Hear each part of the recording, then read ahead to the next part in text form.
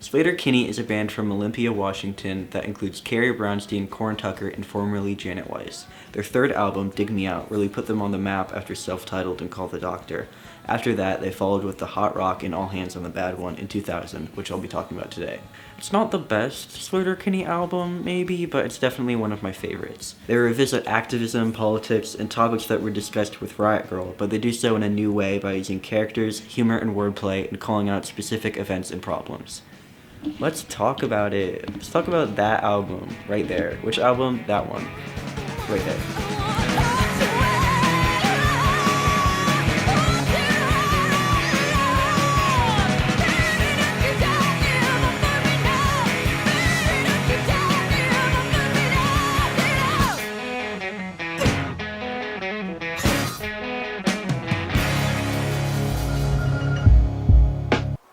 Around the time the hot rock was released, Corin had also been playing in Cadalica, a band where all the members performed as characters. She'd come to really enjoy writing and performing songs like that, and wanted to bring some of the freedom and vocal nuance of performing as a character to Sleater-Kinney's music. Carrie has said herself that both the title track and opener of the album are kind of character studies. As a character study, I find the notion of the bad one is an interesting one. Who is the bad one? The person labeling themselves, or us for thinking the bad one even exists in the first place? Sleater-Kinney might have been considered the bad ones themselves. They were a band that had come out of the Riot Girl scene but became much bigger than any of those bands and moved to a bigger label. Like a lot of bands who get even the slightest bit more popular, they were accused of selling out, because moving to a bigger label to account for more fans and just wanting a better label is totally selling out. So they're exploring that by using the character of the bad one. Like I said, this was really the first time that Sleater-Kinney had written songs that were obviously from a different perspective. Although there was The Size of Our Love on the hot rock, but I think that's a really good song, but like I think there's a big leap in the lyrics from that to like anything on All Hands on the Bad One, because like Carrie was over here rhyming room with a groom and then rhyming room with room. Like, they improved. That's what matters. They improved. Also, using characters made them a better live band. These songs were more accessible and catchy and allowed the band to focus more on performing in a live setting. Okay, characters, stage presence, very good. Let's talk about humor and wordplay. All Hands is very serious at times, but also has funny moments that don't cancel out the seriousness. Male Model is about the sexism and misogyny in the music industry, and although the song revolves around a serious and legitimate problem, there's still irony and subtle jokes in the lyrics. And the way they do it, it doesn't take away from like the message and what they're saying, you know? Verse 2 is the best example.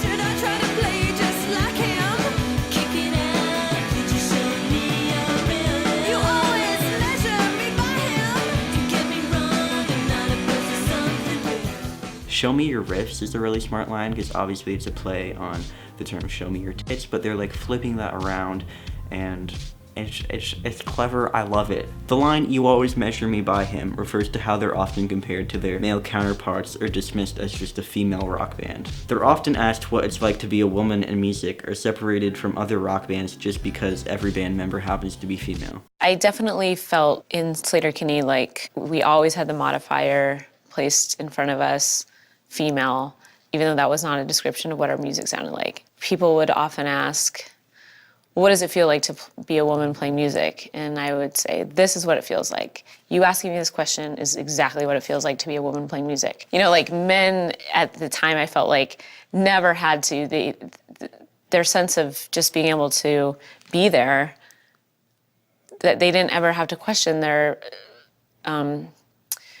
validity. So what they're saying is you have like the model in your head of what like the normal male rock star should be.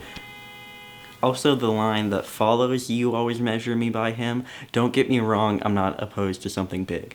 That is a dick joke in this song. Epic dick joke, Sleater-Kinney. The song "Milkshake and Honey" is another really funny one. Corin is singing as a guy who got stood up in Paris, and that setting of Paris allows for them to use like cliches and make jokes, so it's not just like, oh, I got stood up. The wordplay on the song, like Visa, MasterCard, Discover, that I was spent, like, big brain. I'm not gonna explain every like joke and every line. You know, it's not funny if I explain it, but Yeah. Also about wordplay, the song Youth Decay, that's about a girl with an eating disorder. It's kind of angsty and it's about a teen girl, so like youth decay instead of tooth decay because it's about an eating disorder. You see what they did there? Anyways, let's talk about the third thing, specific events. In her memoir, Carrie Brownstein wrote that Sleater-Kinney had spent years trying to separate themselves from simplified Riot Girl and feminist signifiers and trying to escape categories, but that sometimes pushing themselves away felt like an act of self-amputation, and that it's hard to divorce yourself from that conversation.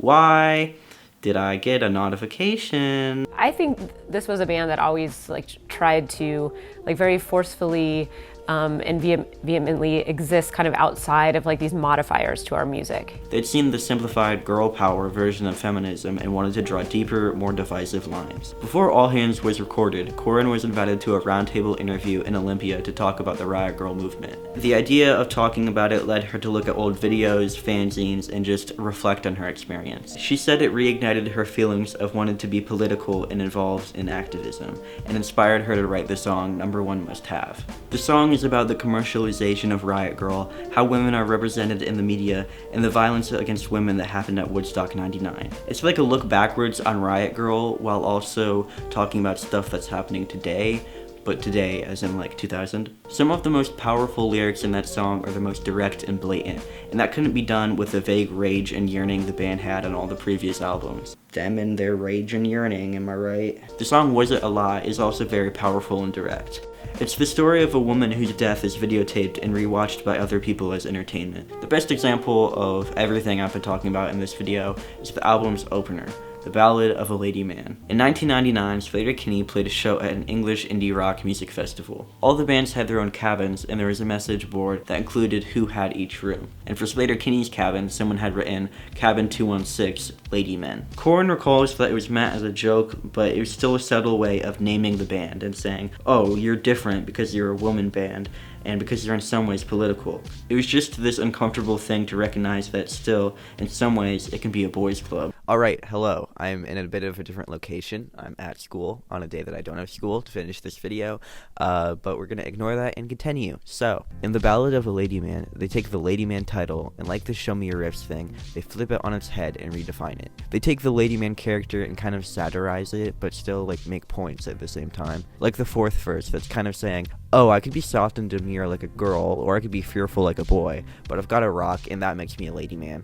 Like, oh, I can't be considered a girl just because I play this abrasive rock music. Like, you have to completely separate me from my gender just to stomach my music. Like, that's BS. And that's said in kind of a sarcastic, I guess, way, but still points are being made. Lady Man and Male Model kind of serve as a thesis statement for the entire album. It's inspired, like I said, by this specific thing.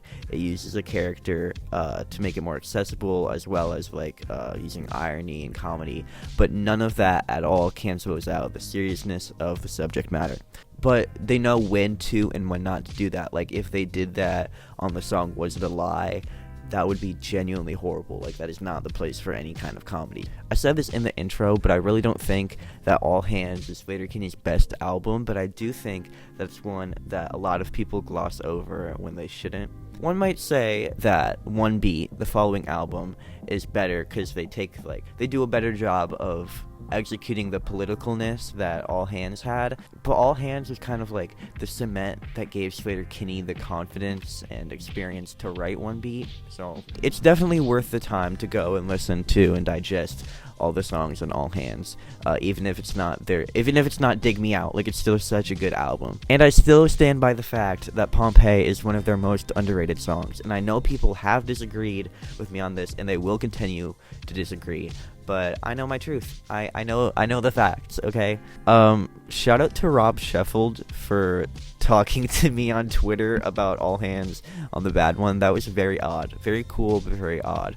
Also, okay, I want to talk about this Sleater-Kinney concert I went to a little bit, because Carrie literally dedicated All Hands on the Bad One, the song, to me. And it wasn't oh, hey you, random person right there, front row, this song is for you. But it was okay, I'll just show the video. For you, because you request all the All Hands songs. Yo, you're kidding! what the hell? What happened? That really happened. Like, oh my god. I also met Carrie and Corin after the show, which was surreal but very cool. They were very kind, and I'll make a different video about it because of course I will. But I asked Carrie what the cover of All Hands on the Bad One is, and it's like a found photo of like an old dance from like 80 billion years ago. Looking back at that, I sounded a bit unenthusiastic, so I would like to insert this and just say, oh my god, it's a found photo from an old dance or whatever. That is so cool. And I don't know. I hope you enjoyed my second video essay. Check out my first one about St. Vincent and David Bowie. Why do people compare them? They shouldn't be. St. Vincent's not the new female Bowie. If you want to hear about that, go watch it. Let me know if there's any other music you want me to talk about. I'm going to try to stay away from just St. Vincent and Sleater-Kinney because, contrary to popular belief, I do listen to other music. Leave a like because that does help out a lot. Tell me what you thought. I'll see you next time. Goodbye. If I ain't budge, sayonara, for this must slide.